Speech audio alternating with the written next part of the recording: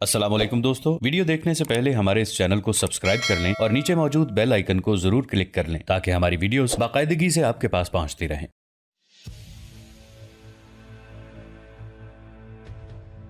कौशान खान ने पहले नफी में गर्दन हिलाई और फिर कहने लगा, इसका कद काठ, इसका चेहरा, इसकी पेशानी, इसकी आंखों की चमक बताती है कि ऐसे नौजवान बेवफाई नहीं करते। ये बला का उम्दा तेगजन भी होगा। अगर आप इसे आज़ाद करते हैं तो इसे एक रात के लिए मेरे पास रहने दें।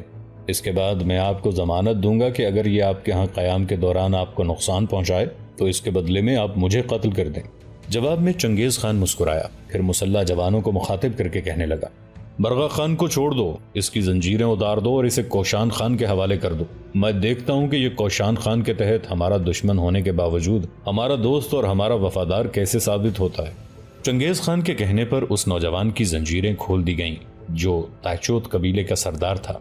नाम उसका बरगा खान था। बरगा खान जब आजाद हुआ तब कौशान खान ने आगे बढ़कर उसका हाथ पकड़ा और कहने लगा, तुम मेरे साथ आओ। बरगा खान कुछ नहीं बोला, चुपचाप कौशान खान के साथ हो लिया। कौशान खान उसे अपने खैमे में ले गया। कुछ कहना चाहता था कि बरगा खान ने एकदम उसके पांव पकड़ लिए और कहने लगा, तुम मेरे लिए एक फरिश्ता बनकर आए हो। अगर तुम ना आते तो मेरी जिंदगी का खात्मा कर दिया जाता। तुमने मुझे बाइज्जत आजादी दिलाई है। जो कुछ कहोगे उसी पर अमल करूंगा, खा मेरी मौत ही मेरे सामने क्यों ना लाके खड़ी कर दी जाए। गुज़िश्ता शब मैंने तुम्हारे मुतालिक भी गुफ्तगू सुनी। तुम यहाँ नौवारद अजनबी की हैसियत से आए हो और एक मुकाबले में तुमने चंगेज खान के बेहतरीन तेगजन कराचा खान को लम्हों के अंदर जेर करके उसे एक हाथ से उठाकर फजा में बुलंद कर दिया। जिस वक्त चंगेज खान के वो मुसल्ला जवान जो मुझ पर पहरा देते हैं ये गुफ्तगू कर रहे थे, उस वक्त मेरे दिल में यह ख्वाहिश पैदा हुई थी कि काश मैं तुम्हारे जैसे तेगजन और जवान से मिलूं। आखिर मेरी ख्वाहिश पूरी हो गई। अब मैं तुम्हारे सपुर्द हूं। तुम जैसा कहोगे मैं वैसा ही करूंगा। इस पर कौशान खान ने एक लंबा सांस लिया और कहने लगा, मेरे भाई, मैं 1-2 रोज तक यहाँ से कूच कर जाऊंगा। तुम मंगोलों के अंदर रहकर ही काम करना।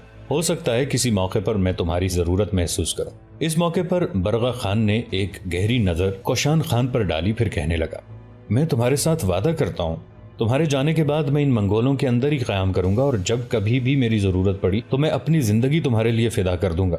बरगा खान के इन अल्फाज पर कौशान खान खुश हो गया था। फिर कौशान खान बरगा खान को मुख्तलिफ उमूर समझाने लगा। मंगोलों के अंदर क़याम के दौरान कौशान खान ने ये अंदाजा लगाया था कि मंगोलों के ऊपर के धड़ लंबे होते थे जिन पर वो सर्दी से बचने के लिए तेल मल लेते थे।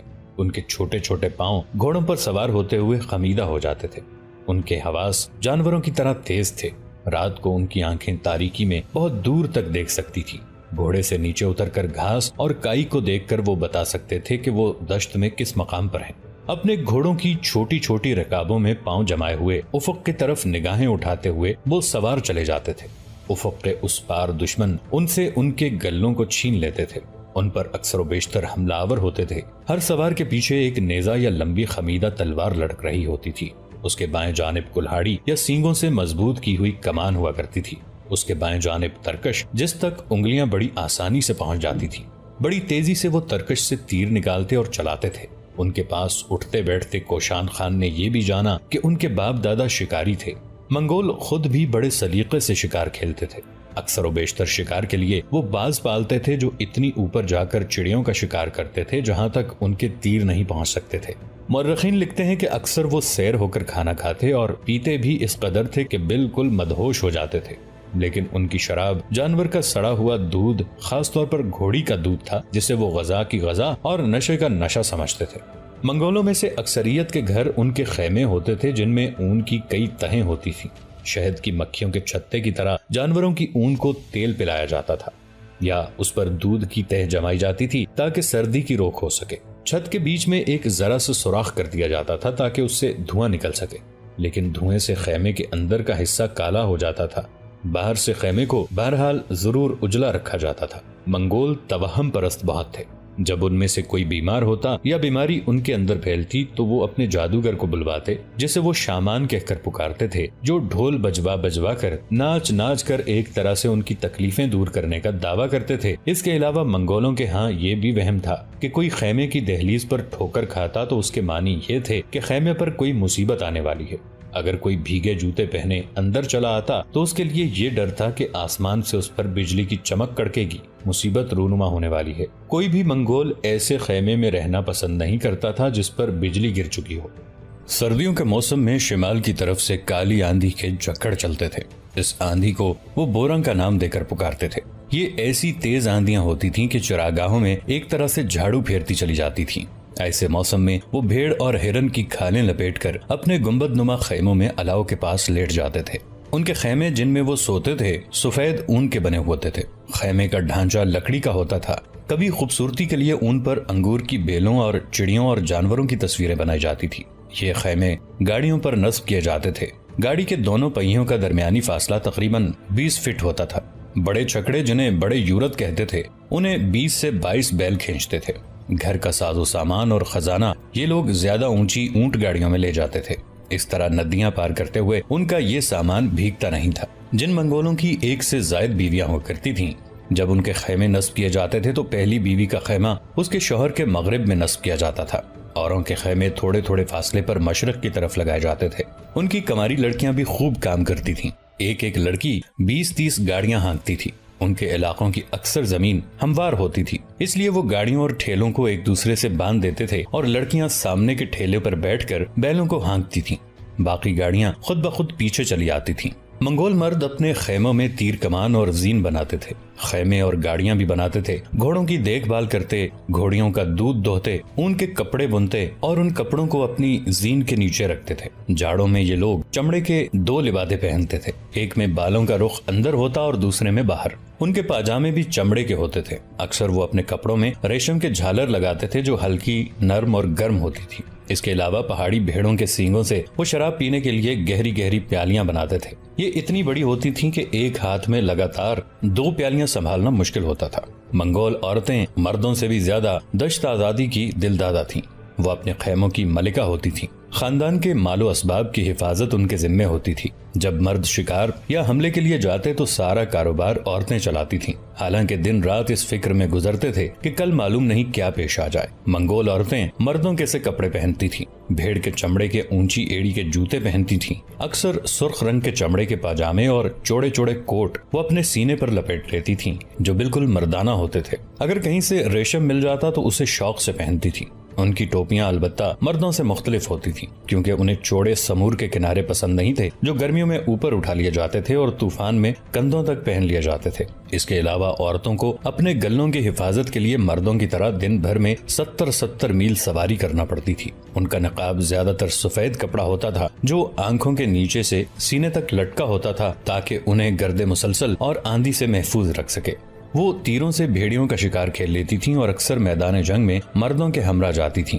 कभी कभी वो जंग में खुद भी शरीक होती थीं। किसी मंगोल खानदान की माली हालत की नाकामी या कामयाबी का इन्हिसार इन औरतों पर होता था। वो समूर हमवार करती, जानवरों की आंतों को सुखाकर ताफ्त बनाती थीं, नमक डालकर चमड़े को खुश्क करती थीं, दूध को जो उन लोगों के लिए बेशकीमत ग़िज़ा थी चमड़े की थैलियों में हिला हिला के जमा लेती थीं और खैमों को गर्म रखने के लिए ईंधन भी जमा कर लेती थीं। मंगोल औरतें बड़ी जफाकश थीं, छकड़े हाँकती थीं, जानवरों पर बोझ लादती थीं, गायों के दूध धोती थीं, मक्खन बनाती थीं, चमड़े की दबाख्त करती और रेशम के धागे बनाती थीं। जूते, जुराबें, कपड़े और खैमों के लिए ऊनी पारचा बनाना भी उन्हीं का काम था। ये औरतें बिजली की कड़क से बहुत डरती थीं। जिन सरजमीनों में उन मंगोलों का मस्कन था वो इलाका भी बड़ा अजीबो गरीब था। उनके साथ बिल्कुल जुनूब में सहराए गोबी था, उसकी रेत फैलती जा रही थी। बाएं जानिब कोहिस्तान अल्ताई, मशरक और जुनूब की जानिब कोहिस्तान खंजान था। शिमाल में ये इलाका बहराए मुंजमद शुमाली बर्फानी दलदलों और टंडरा से शुरू होकर जुनूब के बर्फानी पहाड़ों, तिब्बत और हिमालय तक फैला हुआ था। मगरिब में चीन की सल्तनत जावेदान के दरियाओं की वादियों से शुरू होकर वस्त एशिया की रीढ़ की हड्डी जैसी कोहस्तानी वादियों और मरगजारों से होती हुई मगरबी पहाड़ी सिलसिले यूराल पर खत्म होती थी, जिसको ये खाना बदोश जमीन का कमरबंद कहते थे। इस अजीमुशान इलाके को बाद में दस्ते एशिया या वस्त एशिया कहा जाने लगा। इसे एशियाई आला भी कहा गया, इसलिए कि इसका ज्यादातर हिस्सा बुलंद सतह मुर्तफा पर मुश्तमिल है, जिसके दरमियान बड़े बुलंदोबाला कोहिस्तानी सिलसिले हैं। फिलहकीकत मंगोलों के इस इलाके में बड़ा तनव्वु था और उसके मौसम में भी, चूँकि कहीं तो हद से ज्यादा सर्दी थी, कहीं चिलचिलाती हुई गर्मी और अक्सर बेशतर उमड़ती आंधियां। सर्द टंडरा में सिवाय काई के जानवरों की कोई ग़िज़ा नहीं उगती थी। टंडरा के जुनूब में साइबेरिया के जंगल थे जिनको तेज और शीरी दरिया कता करते थे। इन जंगलों के जुनूब में चरागाहों का इलाका था जहाँ थोड़ी बहुत बारिश होती थी और बड़ी बड़ी ऊंची घास उगती थी। मगरिब में पहाड़ी सिलसिले इस दश्त में जा बजा घुस आए थे। इन कोहिस्तानों में खाना बदोशों को लोहे और चांदी की कानें मिल गई थीं और किसी न किसी तरह से थोड़ी बहुत कानकनी भी करते थे। चरागाहों की लंबी लंबी घास के जुनूब में खुश्क और बंजर इलाका वाक़ था जहाँ की मट्टी जली हुई थी, जहाँ रेत की आंधियां उठती थीं। सहराए गोबी के किनारे पर झीलों का सिलसिला था। इनमें बाज पुराने समंदरों की यादगारें थीं। उनका पानी खारा था। यहाँ अगर कुछ उगता था तो खाकस्तरी रंग की इमली और नाजुक खारदार झाड़ियाँ जो सिर्फ ऊंटों की खुराक थी। मवेशी उन्हें नहीं खाते थे। जुनूब में जमीन का सबसे ताकतवर कोहिस्तानी सिलसिला तिब्बत की सतह मुर्तफा था, जिसके दोनों तरफ बड़े ही दुश्वार गुजार पहाड़ थे। ये पहाड़ समरकंद से खलीज टोंगकेंग तक फैले हुए थे। ये वो इलाका है जहाँ से मुख्तलिफ कबीले और अक़वाम सैलाब की तरह हिजरत करके इस दश्त से निकलते रहे। यहाँ से निकलने वालों में आवार, बलनारी, आर्या, सैथेन, तुर्क, मंगोल और दूसरे बहुत से कबाइल हैं जिन्होंने इन इलाकों से निकलकर मुख्तलिफ इलाकों की तरफ यलगार की। इस इलाके की एक और अजीबो गरीब दास्तान ये थी कि दश्त के खाना बदोश एक दूसरे के खिलाफ बरसरे पैकार रहते थे। ऐसा इसलिए था कि उनका वतन एक अजायब खाना था, क्योंकि एक तरफ तो चरागाहों और दरियाओं की वादियों की जरखेज जमीन थी और दूसरी तरफ खुश्क और बंजर इलाके थे। आबाद जमीन पर कब्जे का मतलब जिंदगी थी और बंजर सहरा में जलावतनी के मानी लाजमी तबाही और मौत थे। चुनाचे बंजर इलाकों से निकलकर जरखेज इलाकों को हासिल करने के लिए कबीले एक दूसरे से बरसरे पैकार रहते थे। जो कबीले जीतते जिंदा रहते और जो हार जाते वो गुलाम बन जाते और मिट जाते। इन इंसानी लड़ाइयों से कहीं ज्यादा मुहीब वो लड़ाई थी जो इंसान को मुसलसल फितरत के मुकाबले पर कमरबस्ता रखती, लेकिन उनके जिस्म ऐसी ही सख्तियां झेलने के लिए बनाए गए थे। इत्तेफाक से उन इलाकों में एक बड़ा जरखेज इलाका झील बैकाल के जुनूब मशरिक में वाक़ है, जहाँ के मरगजार उन दरियाओं के सरचश्मों से सैराब होते थे जो इस झील में या दरियाए आमू में जाकर गिरते थे। ये इलाका बड़ा पसंदीदा और खाना बदोश कबाइल के दरमियान तनाज़े का बायस बना रहता था और इसी इलाके पर अब चंगेज खान की कमानदारी और हुक्मरानी में मंगोल सुकूनत इख्तियार किए हुए थे। तीसरे दिन जब बगदाद से आने वाला खलीफा बगदाद का वफ्द और तिब्रिस्तान का साबिक हुक्मरान बदरुद्दीन अमीद कूच करने लगे थे, तब कोशान खान ने भी अपने कूच को आखिरी शक्ल दी। जब वो उस यूरत से बाहर आया जिसमें उसकी रिहाइश थी, तब उसने देखा उसके यूरत से बाहर कंजार की बीवी तोबाई और बहन ओलून दोनों खड़ी थी।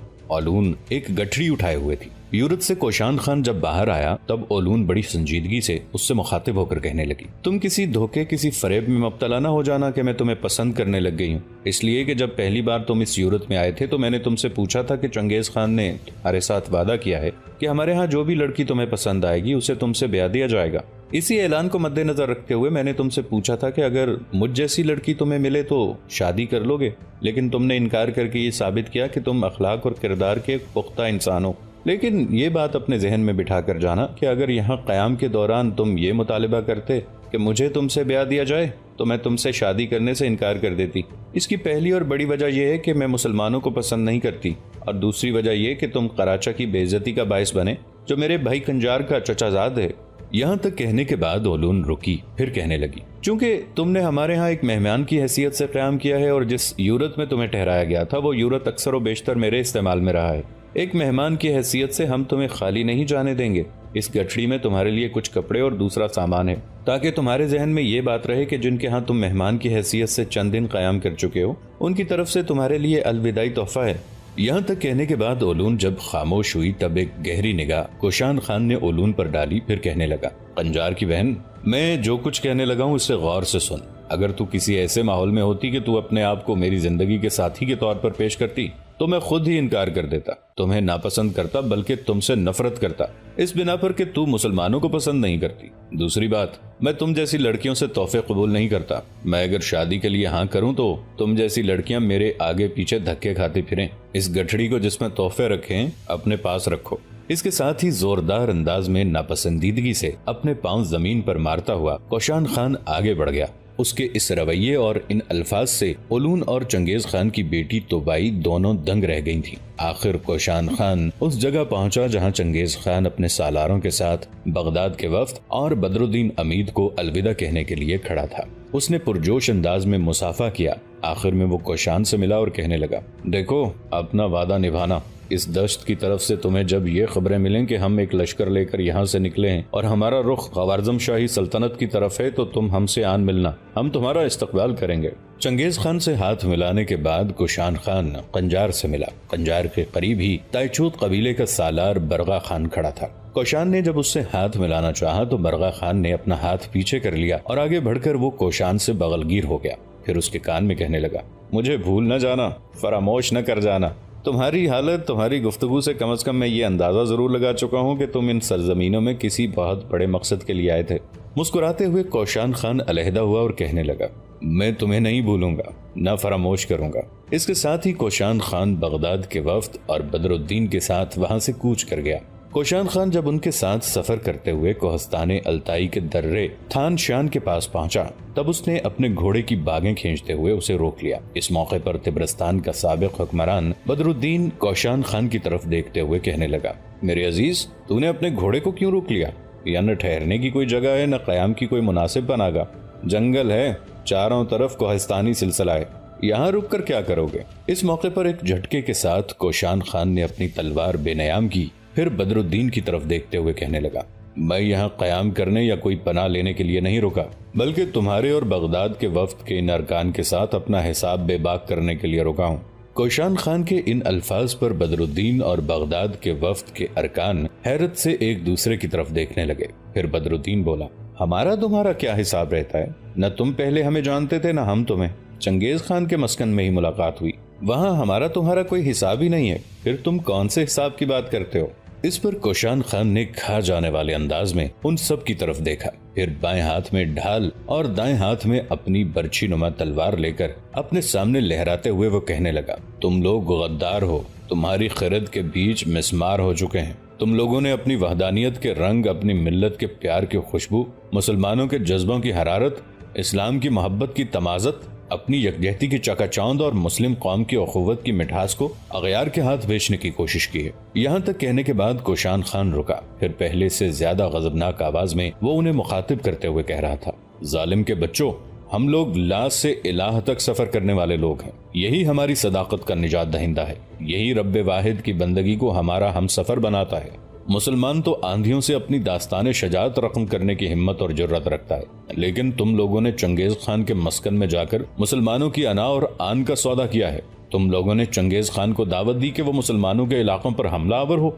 जालिम के बच्चों, जिस तरह तेज हवा बादवानों में गिरें डाल देती है, इसी तरह जब ये मंगोल मुसलमानों के इलाकों पर हमला आवर होंगे तो याद रखना, हंसते शहरों को मकबरों में, जवान बस्तियों को खंडरों, आबाद रास्तों को सुनसान, रूह की दरिंदगी को आहों, जान की ताबिंदगी को बुझती शम्मा में तब्दील करके रख देंगे। तुम वो गद्दार लोग हो जिन्होंने अगयार को अपनी वादियों को खून आलूद, अपनी रिहाइश गाहों को बुखार ज़दा करने की दावत दी है, जो हर जी जान को लर्जा बरंदाम और मौत का सुकूत दवाम दे जाएगी।